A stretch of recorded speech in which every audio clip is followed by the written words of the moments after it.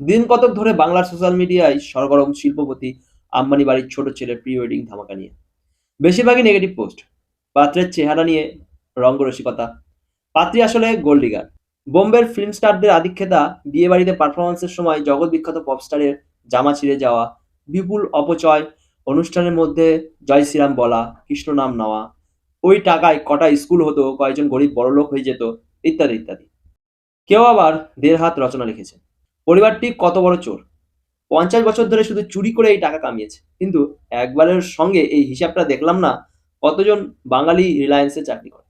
তাহলে বাংলায় কতজনের ঘরে সেই চুরির টাকা ঢুকেছে সেটাও আন্দাজ পাওয়া যেত। কিংবা নিজেদের ছেলেপুলেদের বিয়েতে সঙ্গীত, মেহেন্দি, উদ্ভব প্রি ওয়েডিং ফটোশুট ইত্যাদি করে মধ্যবিত্ত বাঙালি যে দেদার টাকা উড়ায়, সেখানে গিয়ে ফেলে ছড়িয়ে নিমন্ত্রণ খেয়ে কখনো মনে হয় এই টাকায় কতগুলো গরিবের পেট ভরত? আর কিছু জরুরি বিষয় নিয়ে তেমন আলোচনা হলো না। যেমন উন্নাসিক বাঙালির মতে অশিক্ষিত এই ব্যবসায়ীটি পয়সার জোরে ফিল্ম স্টার এনে যে অনুষ্ঠানে দেদার ফুর্তি ফার্তা করছে, সেই অনুষ্ঠানে অতিথি হিসেবে উপস্থিত ছিলেন মার্ক জুকারবার্গ, বিল গেটস, পৃথিবীর বেশ কিছু প্রসিদ্ধ ব্যবসায়ীগুলো, যাদের ফালতু সময় নষ্ট করার মতো টাইম নেই। তবুও তারা দিব্যি এক বাঙালি মতে অশিক্ষিত ডাকাত ব্যবসায়ীর ছেলের প্রি ওয়েডিং এ ফুর্তি করে গেলেন। একবারও মনে হলো না ফিল্মের লোকেরা হয়তো প্রচার বা পয়সার লোভে এসেছেন। কিন্তু সুন্দর পিচাইরা এই নটেরিয়াস চোরেদের উৎসবে এসে সময় আর সুনাম নষ্ট করলেন কেন? কারণ হলো বীরভোগ্যা বসুন্ধরা। ওরা নিজেদের গুরুত্ব সারা পৃথিবীর সামনে প্রমাণ করেছে, অনেক ঘাম রক্ত ঝরিয়ে। মহাভারতে অর্জুন বলেছিলেন, পৃথিবীতে সবচেয়ে বড় দোষ হলো দরিদ্র, যা অন্য কোনো সব গুণকে ঢেকে দেয়। তাই প্রত্যেক মানুষের উচিত ধন অর্জনে উদ্যমী হওয়া। বাণিজ্যে বসত লক্ষ্মী, ততধং কৃষি কর্মণি ততধং রাজসেবনং ভিক্ষায়াং নৈব নৈব চ। এই শ্লোকের প্রথম পর্ব বাঙালি জানে। লক্ষ্মীর বাস বণিকের ঘরে। দেবী তার অর্ধেক কৃপাদৃষ্টি দেন কৃষককে, তারও অর্ধেক দেন রাজার সেবকদের, অর্থাৎ চাকুরিজীবীদের। আর ভিক্ষুককে মোটেই কৃপা করেন না। অথচ কার্যক্ষেত্রে দেখা যায়, যারা স্বাস্থ্য মতে লক্ষ্মীর সবচেয়ে কৃপাধন্য, সেই ব্যবসা ও ব্যবসায়ীদের প্রতি বেশিরভাগ বাঙালির প্রবল অনীহা। ভক্তিভরে বণিক ধনপতির সিংহল যাত্রার পাঞ্চালী পড়ব, চাঁদ সদাগরের কাব্যে মুগ্ধ হব, দ্বারকানাথের ব্যবসা বুদ্ধি নিয়ে থিসিস লিখব, কিন্তু নিজের ঘরের মেধাবী পুত্রকন্যা যখন ব্যবসা করতে চাইবে, প্রেসার তাল গাছে উঠবে। আদানি আম্বানির কার্যকলাপ নিয়ে খিল্লি করব, টাটার অপকর্ম নিয়ে জ্বালাময়ী ভাষণ দেব, কিন্তু ছেলে মেয়ে যখন ওসব সংস্থায় চাকরি নেবে, তখন বুক ফুলিয়ে গর্ব করে বেড়াবো। ভাবলেই হাত পা ঠান্ডা হয়ে যায়। বিল গেটস বা মার্ক জাকারবার্গরা যদি বাঙালি বাপ মায়ের ঘরে জন্মাতো, তবে কি হতো? লক্ষ্মীবাবু ব্যবসায় ভূত ঘাট থেকে নামা, ডাব্লিউবিসিএসটাই বয়স বড়। যতদূর মনে আছে, বিখ্যাত বাঙালি ব্যবসায়ী একবার বলেছিলেন, এক সুপাত্রীর গার্জেনরা তিনি ব্যবসা করেন বলে তাকে রিজেক্ট করে, তারই কোম্পানির এক মোটা মাইনের এক্সিকিউটিভের সঙ্গে মেয়ের বিয়ে দিয়েছিলেন।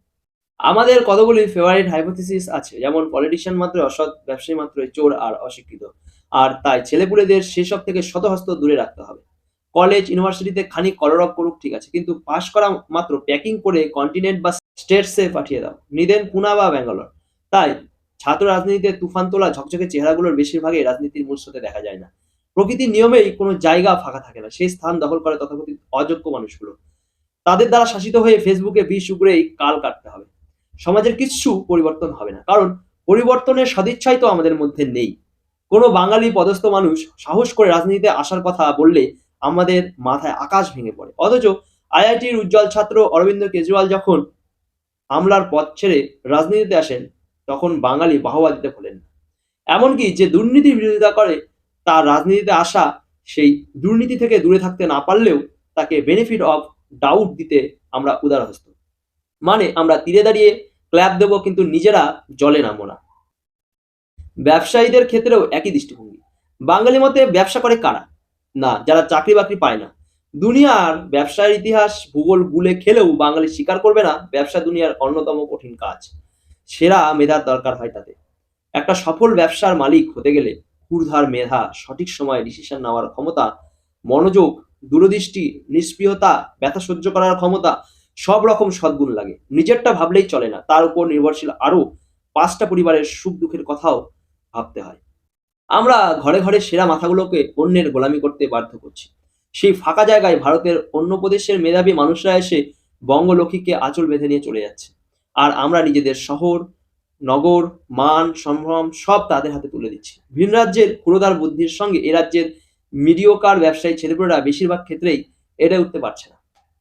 তাই শুধু সমালোচনা ও ব্যঙ্গ না করে বাঙালি মনে হয় ভেবে দেখতে পারেন, নিজেদের সন্তানরা যাদের কোম্পানিতে কাজ পেলে ১৪ পুরুষ বর্তে গেলে মনে করি সেই বিল গেটস, মার্ক জাকারবার্গ কেন নিমন্ত্রণ পাওয়া মাত্র যে অসাধু, রুচিহীন, লাউড পরিবারের প্রি ওয়েডিং উৎসবে এসে উপস্থিত হন, তাদের সাধনার দিকটাও নতুন প্রজন্মের সামনে উন্মোচন করা উচিত কিনা।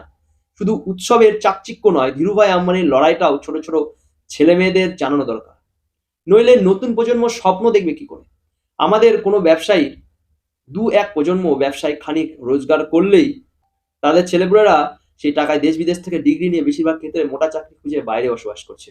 আর বাবা-মায়ের ব্যবসা তার বয়স বাড়ার সঙ্গে সঙ্গে লোপ পেয়ে যাচ্ছে। কেন বাঙালি শুধু কর্মী সাপ্লাই দিয়ে যাবে চিরকাল? কর্মদাতা হতে অনীহা কেন? তরুণ প্রজন্মকে বোঝাতে হবে, আমরাও সাধনা করলে পৃথিবীর সেরা ধনী হতে পারি। তাদের বলতে হবে, বিন প্রজন্ম ধরে ভারতের সব রকম শাসককে রাজত্বে ব্যবসা করেই কিন্তু আম্বানিরা আজ পৃথিবীর সেরা ধনীদের মধ্যে একজন।